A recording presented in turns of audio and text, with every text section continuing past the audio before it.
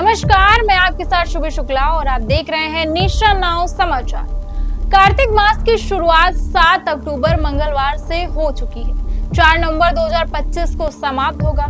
यह हिंदू कैलेंडर का 8वां महीना है, जो आम तौर पर ग्रेगोरियन कैलेंडर के अक्टूबर और नवंबर के बीच आता है और इस दौरान व्रत, स्नान, दान और पूजा पाठ का विशेष महत्व होता है। इस महीने का हिंदू धर्म में खास महत्व होता है और इसे बेहद पवित्र माना गया है।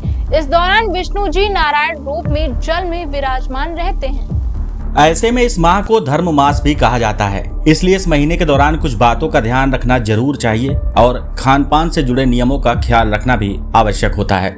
शास्त्रों में कार्तिक मास में खान पान के कई नियम बताए गए हैं। इनका पालन करने से स्वास्थ्य बेहतर रहता है और लक्ष्मी नारायण की कृपा से जीवन में सुख समृद्धि आने के संयोग बनते हैं।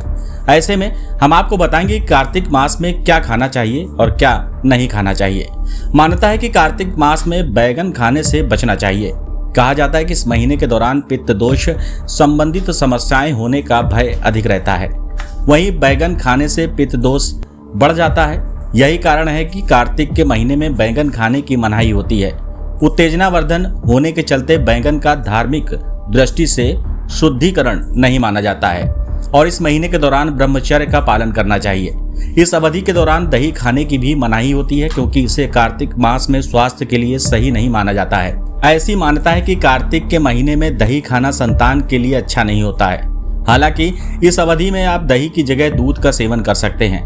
कार्तिक के महीने में तामसिक भोजन करना वर्जित माना जाता है।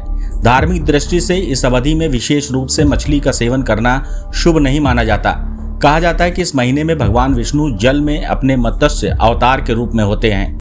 यही कारण है कि कार्तिक के महीने में मछली का सेवन करना वर्जित माना गया है। इसके अलावा आषाढ़ में अधिक वर्षा और बाढ़ आने से जल प्रदूषित हो जाता है। ऐसे में वैज्ञानिक दृष्टि से भी इसका सेवन करना सही नहीं माना जाता है। माना जाता है कि कार्तिक मास में करेले का सेवन भी नहीं करना चाहिए।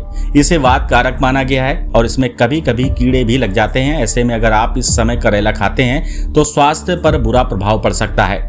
यही कारण है कि कार्तिक मास में करेले का सेवन नहीं करना चाहिए।